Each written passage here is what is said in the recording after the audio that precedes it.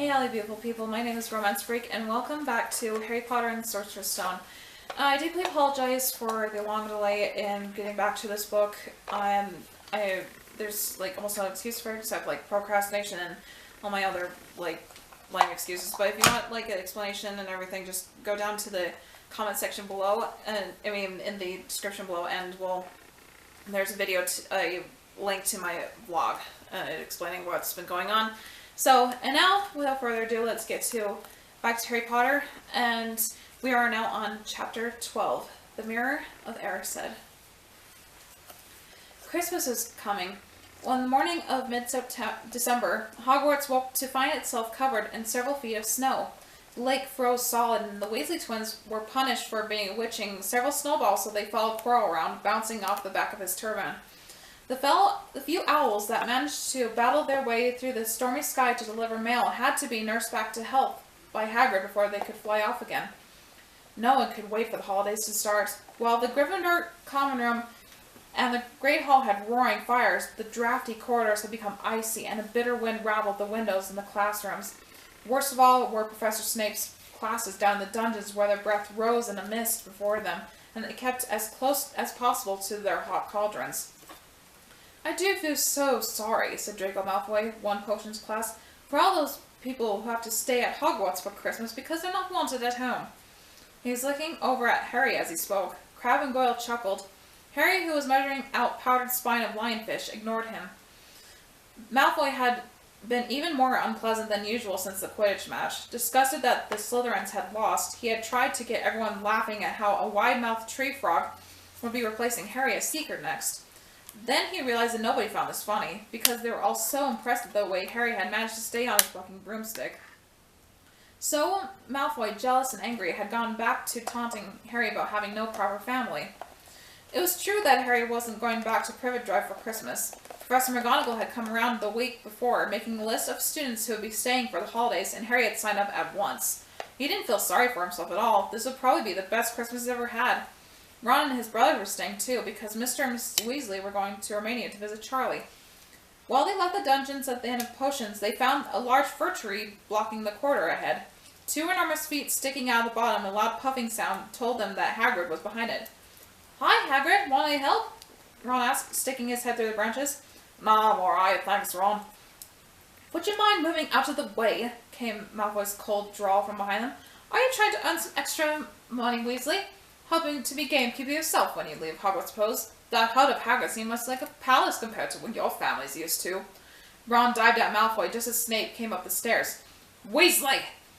Ron let go of the front of Malfoy's robes. "He was provoked, Professor Snape," said Hagrid, sticking his huge hairy face out from behind the tree. "Malfoy was insulting his family." "Be that as it may, fighting is against Hogwarts rules, Hagrid," said Snape silkily. 5 points from Gryffindor, Weasley, and be grateful it isn't more. Move along, all of you." Malfoy, Crabbe, and Goyle pushed roughly past the tree, scattering needles everywhere and smirking. "I'll get him," said Ron, grinding his teeth at Malfoy's back. "One of these days I'll get him." "I hate them both," said Harry, "Malfoy and Snape." Come on, cheer off. It's nearly Christmas," said Hagrid. "Tell you what, come with me and see the Great Hall. It looks a treat." So the three of them followed Hagrid into his tree off to the Great Hall, where Professor McGonagall and Professor Flitwick were busy with the Christmas decorations. "Ah, Hagrid, the last tree. Put it in the far corner, will you?" The hall looked spectacular. Festoons of holly and mistletoe hung all around the walls, and no less than 12 towering Christmas trees stood around the room, some sparkling with tiny icicles, some glittering with hundreds of candles. "How many days you got left till the holidays?" Hagrid asked. "Just one," said Hermione. "And that reminds me, Harry, Ron, we've got half hour before lunch. We should be in the library." "Oh yeah, you're right," said Ron, tearing his eyes away from Professor Flitwick, who had golden bubbles blossoming out of his wand, and was trailing them over the branches of the new tree. "The library?" said Hagrid, following them out of the hall. "Just before the holidays? Been keen, aren't you?" "Oh, we're not working," Harry told him brightly. "Ever since you mentioned Nicholas Flamel, we've been trying to find out who he is." "You what?" Hagrid looked around, shocked. "Listen here, I've told you, drop it. It's nothing to you what that dog's garden." "We just want to know who Nicholas Flamel is, that's all," said Hermione. "Unless you'd like to tell us and save us the trouble," Harry added. We must have been through hundreds of books already, and we can't find him anywhere. Just give us a hint. I know I've read his name somewhere. I'm saying nothing, said Hagrid flatly. Just have to find out for ourselves then, said Ron. And they left Hagrid looking disgruntled and hurried off to the library. They had indeed been searching books for Flamel's name ever since Hagrid had let it slip, because how else were they going to find out what Snape was trying to steal? The trouble was, it was very hard to know where to begin, not knowing what Flamel might have done to get himself into a book. He wasn't in great wizards of the 20th century, or notable magical names of our time. He was missing, too, from important modern magical discoveries and a study of recent developments in wizardry. And then, of course, there was the sheer size of the library. Tens of thousands of books, thousands of shelves, and hundreds of narrow rows. Hermione took out a list of subjects and titles she had decided to search, while Ron strode off down a row of books and started pulling off at shelves at random. Harry wandered over to the restricted section. He had been wondering for a while if Flamel wasn't somewhere in there. Unfortunately, you needed a specially signed note from one of the teachers to look in any of the restricted books, and he knew he'd never get one. These were the books containing powerful dark magic, never taught at Hogwarts, and only read by older students studying advanced defense against dark arts. Which begs the question of why on earth they would keep dark books like that in a school. There's bound to be like some kind of trouble happening sometime if anybody gets a hold of those books. And continuing, what are you looking for, boy? Nothing, said Harry. Madame Pince, the librarian, brandished a feather duster at him. You better get out then. Go on, out! Wishing he had been a bit quicker at thinking of some story, Harry left the library. He, Ron, and Hermione had already agreed that they better not ask Madame Pince where they could find Flamel. They were sure she'd be able to tell them, but they couldn't risk Snape hearing what they were up to. Harry waited outside in the corridor to see if the other two had found anything, but he wasn't very hopeful. They'd been looking for 2 weeks, after all. But as they only had odd moments between lessons, it wasn't surprising they found nothing. What they really needed was a nice long search without Madame Pince breathing down their necks. 5 minutes later, Ron and Hermione joined him, shaking their heads. They were off to lunch. You will keep looking while I'm away, won't you? Said Hermione. And send me now if you find anything. You could ask your parents if they know who Flamel is, said Ron. It'd be safe to ask them. Very safe. They're both dentists, said Hermione. When the holidays started, Ron and Harry were having too good a time to think much about Flamel. They had the dormitory to themselves, and the common room was far emptier than usual, so they were able to get good armchairs by the fire. They sat by the hour eating anything they could spear on a toasting fork. Bread, English muffins, marshmallows, and plotting ways to getting mouthful expelled, which were fun to talk about even if they wouldn't work. Ron also started teaching Harry wizard's chess. This was exactly like Muggle's chess, except the figures were alive, which made it a lot like directing troops in battle. Ron's set was very old and battered.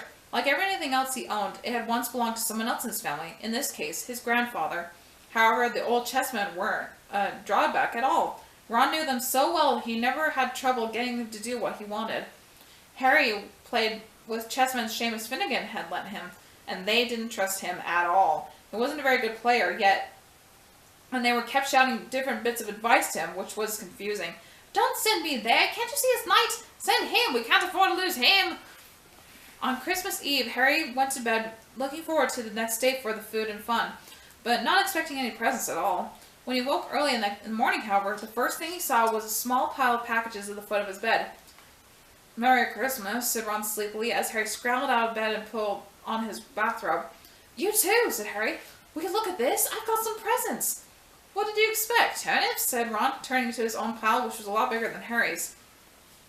Harry picked up the top parcel. It was wrapped in thick brown paper and scrawled across to Harry from Hagrid. Inside was a roughly cut wooden flute.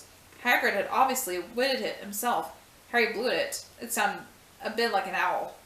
A second, a very small parcel contained a note. We received your message enclosed your Christmas present from Uncle Vernon and Petunia. Taped to the note was a 50-pence piece. That's friendly, said Harry. Ron was fascinated by the 50 pence. Weird, he said. What a shape. This is money? You can keep it, said Harry, laughing at how pleased Ron was. Hagrid and my aunt and uncle. So who sent these? I think I know who that's one's from, said Ron, turning a bit pink and pointing to the very lumpy parcel. My mum. I told her you didn't expect any presents and... Oh no, he groaned. She's made you a Weasley sweater. Harry had torn open the parcel to find a thick, hand-knitted sweater in emerald green and a large box of homemade fudge.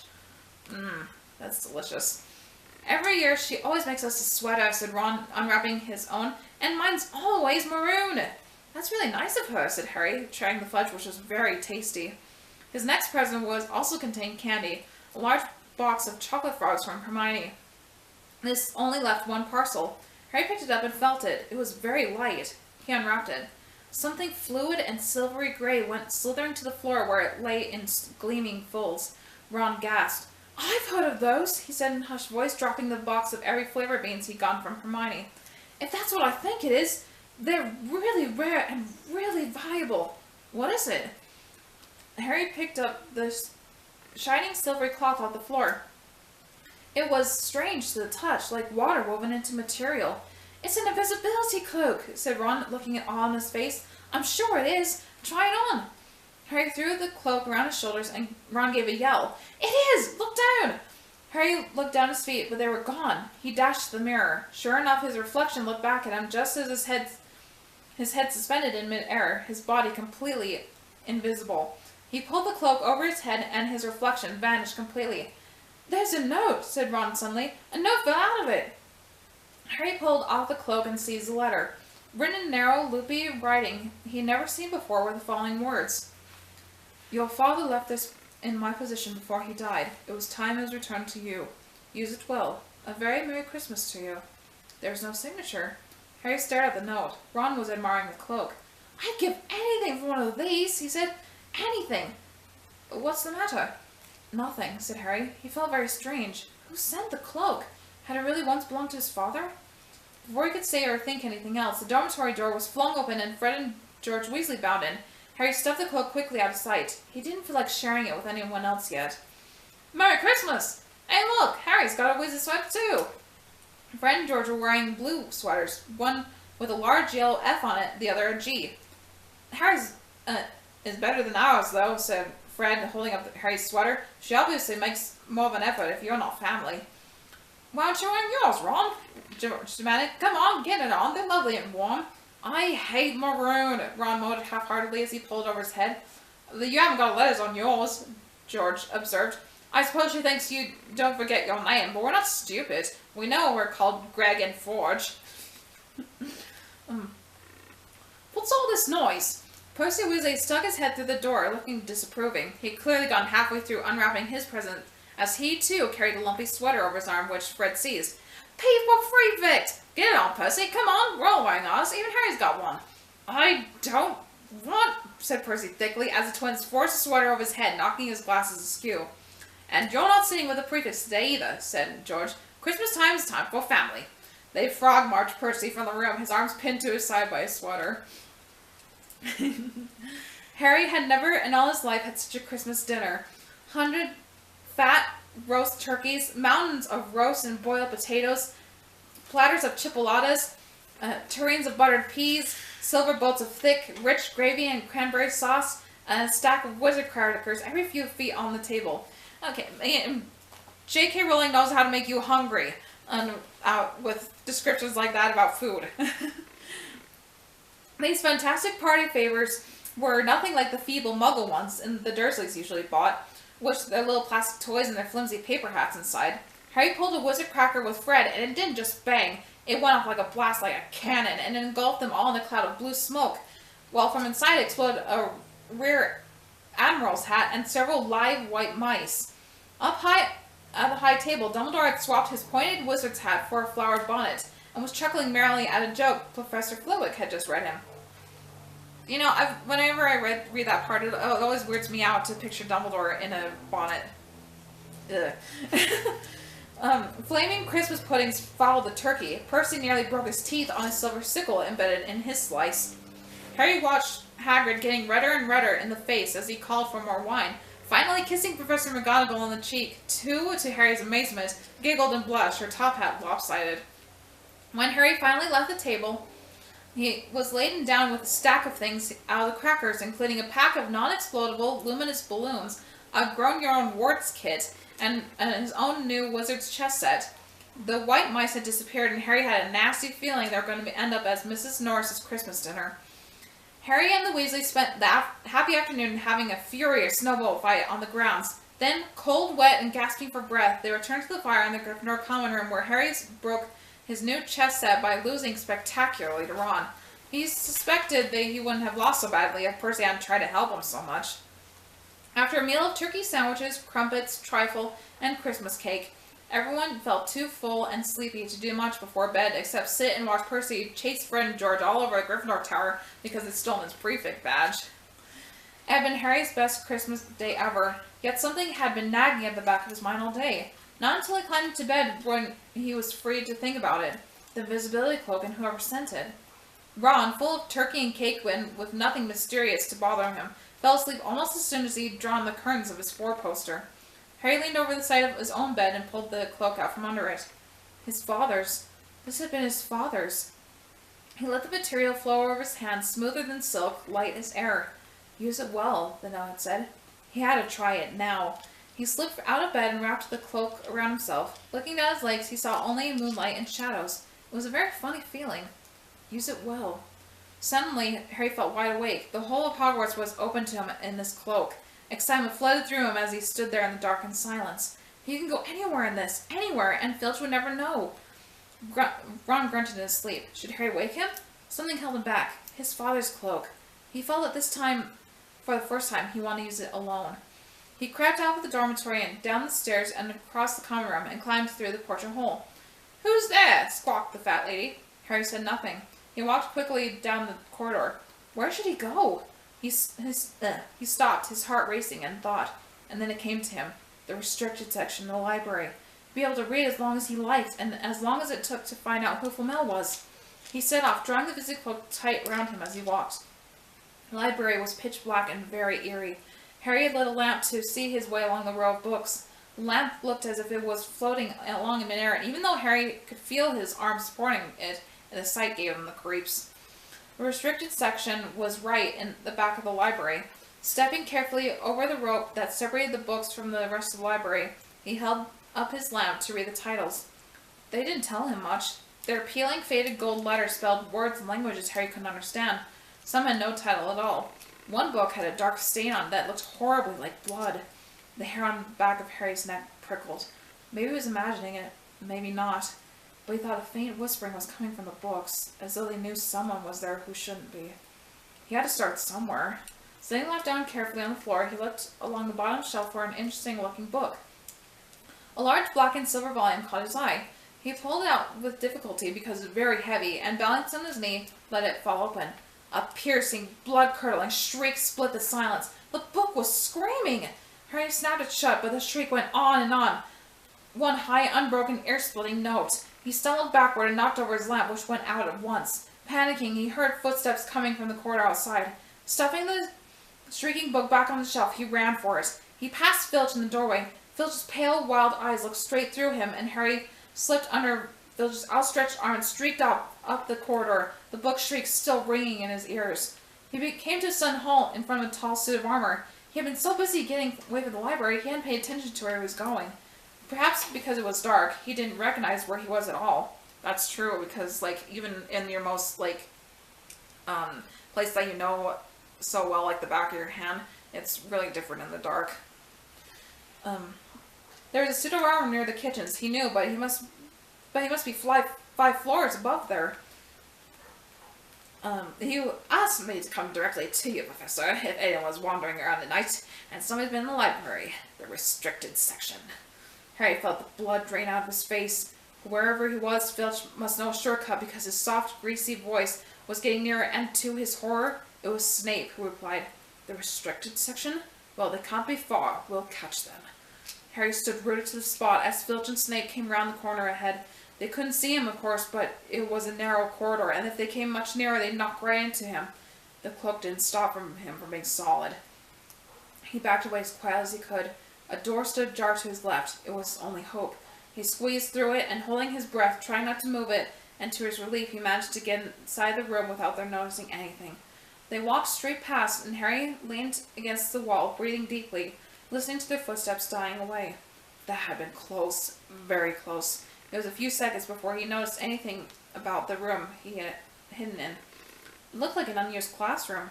The dark shapes of desks and chairs were piled against the walls, and there was an upturned wastepaper basket. But propped against the wall facing him was something that didn't look as if it belonged there. Something that looked as if someone had just put it there to keep it out of the way. It was a magnificent mirror, as high as the ceiling, with an ornate gold frame, standing on 2 clawed feet. There was an inscription carved around the top. Erised stra eru oit obe kafru oit on washi. That's the best I can do it, but if you look at it in the mirror backwards, it says, I show you not your face, but your heart's desire, if anybody doesn't know it. His panic fading now that there was no sound of Filch's Snape, Harry moved nearer to the mirror, wanting to look at himself, but seeing no reflection again. He stepped in front of it. He had to clap his hands over his mouth to stop him from screaming. He whirled around. His heart was pounding far more furiously than when the book had screamed. For when he had seen not only himself in the mirror, but a whole crowd of people standing right behind him. But the room was empty. Breathing very fast, he turned slowly back to the mirror. There he was, reflected in it, white and scared looking, and there, reflected behind him, were at least 10 others. Harry looked over his shoulder, but still no one was there. Or were they all invisible too? Was he in fact in a room of visible people, and this mirror's trick was that it reflected them, invisible or not? He looked in the mirror again. A woman standing right behind his reflection was smiling at him and waving. He reached out a hand and felt air behind him. If she was really there, he touched her. The reflections were so close together, but he only felt air. She and the others existed only in the mirror. She was a very pretty woman. She had dark red hair and her eyes. Her eyes are just like mine, Harry thought, edging a little closer to the glass. Bright green, exactly the same shape, but then he noticed that she was crying, smiling, but crying at the same time. Then the tall, thin, black-haired man standing next to her put his arms around her. He wore glasses, and his hair was very untidy. It stuck up at the back, just as Harry's did. Harry was so close to the mirror now that his nose was nearly touching that of his reflection. "Mom?" he whispered. "Dad?" They just looked at him, smiling. And slowly, Harry looked into the faces of other people in the mirror and saw other pairs of green eyes like his, other noses like his, even a little old man who looked as though he had Harry's knobbly knees. Harry was looking at his family for the first time in his life. The Potter smiled and waved at Harry, and he stared hungrily back at them, his hands pressed flat against the glass, as though he was hoping to fall right through it and reach them. He had a powerful kind of ache inside him, half joy, half terrible sadness. How long he stood there, he didn't know. Reflections did not fade, and he looked and looked until a distant noise brought him back to his senses. He couldn't stay here. He had to find his way back to bed. He tore his eyes away from his mother's face, whispered, "I'll come back," and hurried from the room. "You could have woken me up," said Ron crossly. You can come tonight. I'm going back. I want to show you the mirror." "I'd like to see it, Mom and Dad," Ron said eagerly. "I want to see all your family, all the Weasleys. You'll be able to show me your other brothers and everyone." "You can see them any old time," said Ron. "Just come around my house this summer. Anyway, maybe he only shows dead people. Shame about not finding Flamel, though. Have some bacon or something. Why aren't you eating?" Harry couldn't eat. He had seen his parents and would be seeing them again tonight. He had almost forgotten about Flamel. It didn't seem very important anymore. Who cared if what the three-headed dog was guarding? What did it matter if Snape stole it really? "Are you alright?" said Ron. "You look odd." What Harry feared most was that he might not be able to find the mirror room again. With Ron covered in the cloak, too, they had to walk much more slowly the next night. They tried retracing Harry's route from the library, wandering around the dark passageway for nearly an hour. "I'm freezing," said Ron. "Let's forget it and go back." "No," Harry hesitated. "No, it's here somewhere." They passed the ghost of a tall witch gliding in the opposite direction, but saw no one else. Just as Ron started moaning that his feet were dead with cold, Harry spotted the suit of armor. "It's here, just here." "Yes!"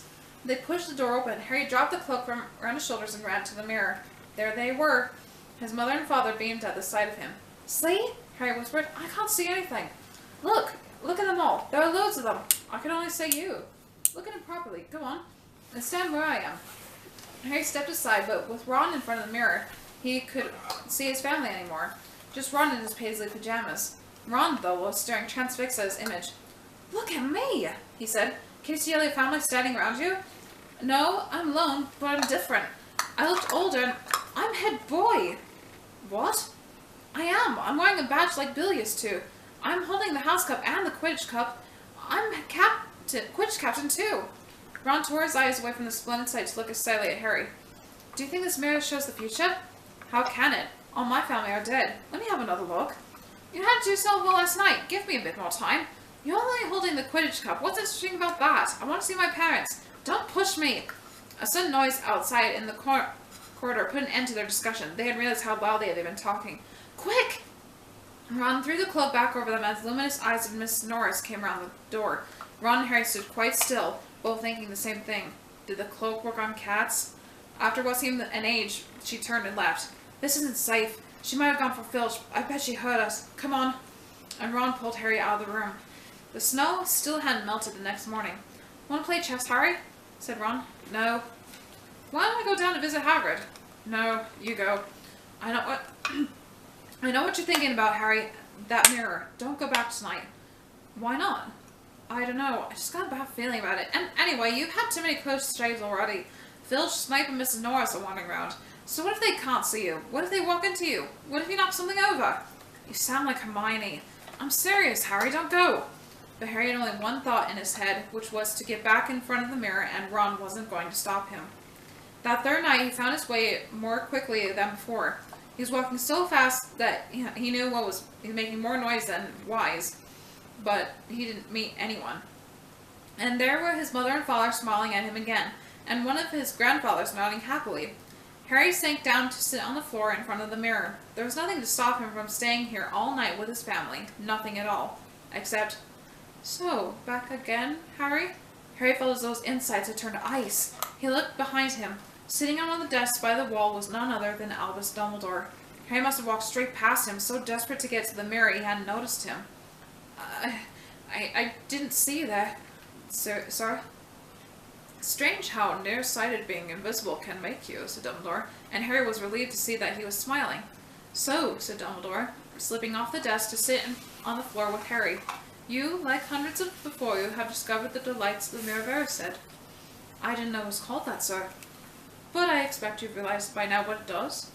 It shows me my family, and it showed your friend Ron himself as head boy. How did you know? I don't need a cloak to become invisible, said Dumbledore gently. Now, can you think what the Mirror of Erised showed us all? Harry shook his head. Let me explain. The happiest man on earth would be able to use the Mirror of Erised like a normal mirror. That is, he would look into it and see himself exactly as he is. Does that help?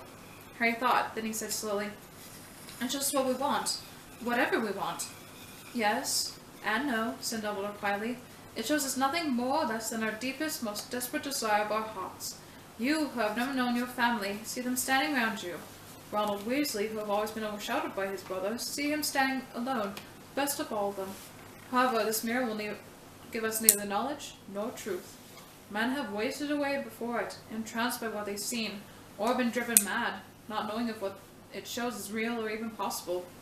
The mirror will be moved into a new home tomorrow, Harry, and I ask you not to go looking for it again. If you ever do run across it, you will not be prepared. It does not do to dwell on dreams and forget to live. Remember that. Now why don't you put on that admirable cloak back on and get off to bed? Harry stood up. Sir, Professor Dumbledore, can I ask you something? Obviously, you've just done so, Dumbledore smiled. You may ask me one more thing, however. What do you see when you look in the mirror? I see myself holding a pair of thick woolen socks. Harry stared. One can never have enough socks, said Dumbledore. Another Christmas had come and gone. I didn't get a single pair. People insist on giving me books. It was only when he was back in bed that it struck Harry that Dumbledore might have not been quite truthful. But then, he thought, as he shoved Scabbers off his pillow, it had been quite a personal question. And with that, we are done with Chapter 12, and we'll be moving on to Chapter 13, Nicholas Flamel, in the next episode. Again, I apologize for that it has been, so long since my last reading, but hopefully it won't be as spaced out as before. So, the question for this chapter in relating to it that you can put down in the comments below is, what would you see if you were looking in the Mirror of Erised? you don't have to answer if like, if it's like too personal or whatever. You can also answer this other question of what has been your best Christmas ever. So either way, I would love to hear your comments, and if you don't think the questions relating to the chapters that I had previous before is doing any good, just leave the comments below, or if you want the questions to continue, also please let me know in the comments below as well. So either way, I would love to hear your thoughts and stuff, and I appreciate for hanging on for so long and for your patience. So hopefully, again, the chapters won't be as spaced out. So peace out. Love y'all. See you next time, my den. Woo!